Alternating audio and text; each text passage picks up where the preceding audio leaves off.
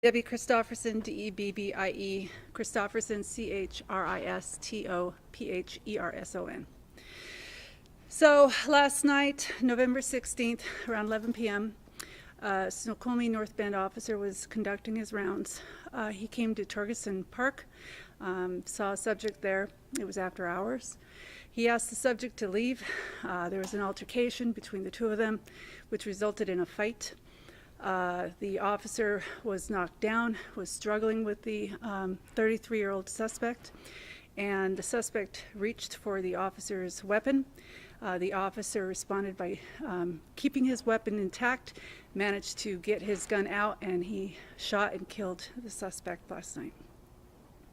Give us some more details with regard to the altercation. The altercation, as far as what we have right now, is that it was just a physical fight. So we do know that the officer asked the suspect to leave the park, because it was after hours. Obviously, the suspect was not ready to do that, and there was some very loud yelling, is what I understand, and then there was a physical fight where the officer was knocked down onto the ground, and the suspect was attempting to get his weapon.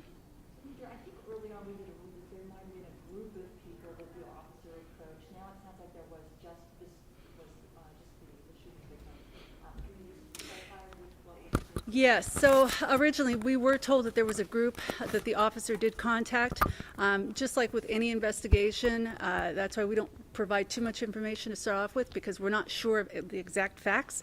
And now, 12 hours later, we're aware now that there was no group. It was just the one suspect, and so that was just information that we had to vet out. Is there any details that you can give us with regard to what that person was doing in the park? The park is closed, I think it closes about 6 o'clock or anything like that. Any indication of what that person was doing in the park? I believe I heard that he was just staying in his car, sleeping in his car, so I believe he was living in his car, and that was just a park that he was at.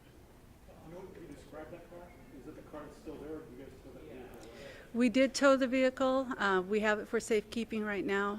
It was a white vehicle. I don't know what type. Is law enforcement with that department familiar with this gentleman? I do not believe so. I do not know for sure. Just for a clarification, you mentioned the officers just doing their typical rounds.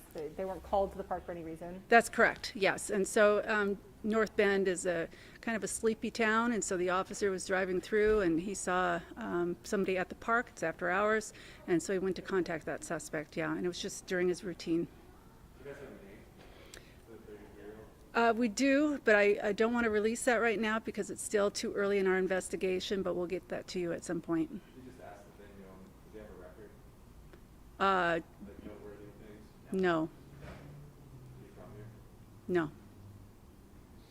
Do they have like any surveillance, any pictures, any video, any body cams, any back cam stuff?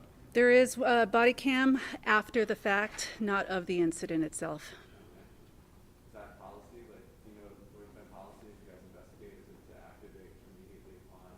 I don't believe that North Bend Snoqualmie Police has body-worn cameras. A lot of agencies are still working on getting these things, and so I don't believe that they have them right now. So what did the demo? Was it a responding agency? It was a responding agency, correct, and it's in the agency that has it. Not all their officers have body-worn cameras either, because it's under a pilot project as well.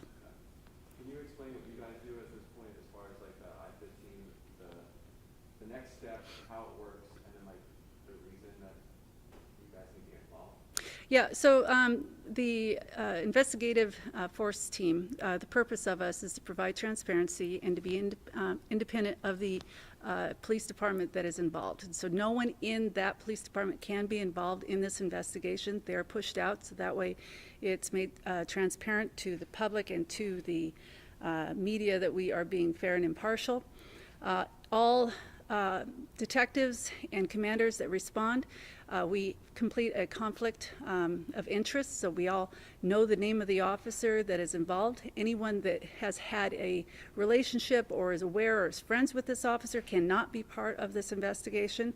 We all sign that we do not have any relationship or knowledge of this officer. And then the teams are given assignments, and they conduct the scene and the interviews, and then right now the officers or the detectives are continuing on their investigation. The family has been contacted. We have protocols that we follow, and one of the protocols is to keep in touch with the media, to keep the public aware of what is going on, to answer questions, and same with the family. We also have with the team community members, and so community members are selected from each of the 13 agencies that are involved in this investigative team, and 2 are supposed to respond to every activation. Last night we were only able to get 1. We did attempt to get another one, but we were unable to. One community member did respond. She was taken out to the scene. She was explained what the investigation was about, what we're doing, what our plans are. And so from this point forward, the team keeps the media informed, keeps the family informed, and any progress that we have, we'll be letting everyone know. And we also have briefings with the chief of Snoqualmie North Bend Police as well.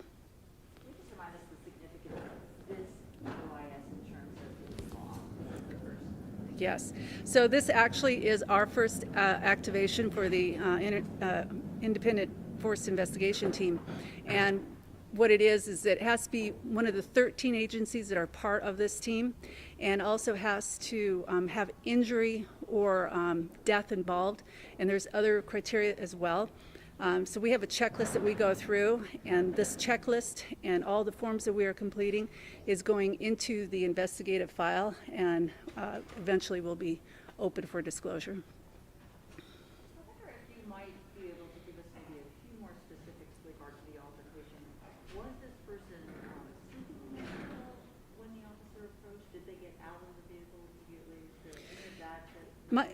My understanding is that when the officer was driving by the park, he saw the subject outside of his vehicle. That's my understanding.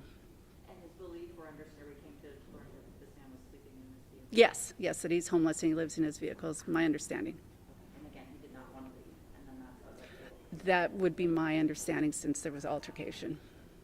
I know it's North Bend, but do you have any idea the last time something like this happened, whether it's just like a homicide in general or an OIS? In North Bend? That was brought up this morning, and I don't recall what was exactly said, but it's been a very long time. I don't know if you can speak to it, because I know it's a whole thing that you guys will be doing in the next weeks and months, but when it comes to de-escalation and response and someone's sleeping in the park and then it leads to like shooting death, are there any steps that normally happen, like the normal protocol to deal with something like this so it doesn't get to that point? Well, my experience is that when officers contact people, we have a conversation. And we tell them why we're there and what it is that we were asking them to do. And if they refuse, then we try to repeat it again. And the officer and the subject usually are equal in how they're treating each other, how they're communicating. And so if one is raising the bar, so to speak, then the officer needs to raise his bar.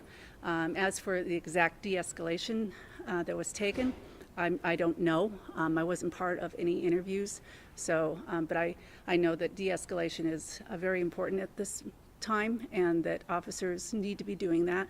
And I would assume that this officer did that, but I can't say for sure. And then like, and again, I know this is what you guys are doing, but there's no specifics to what led, like what the escalation was that led. No, I have no idea.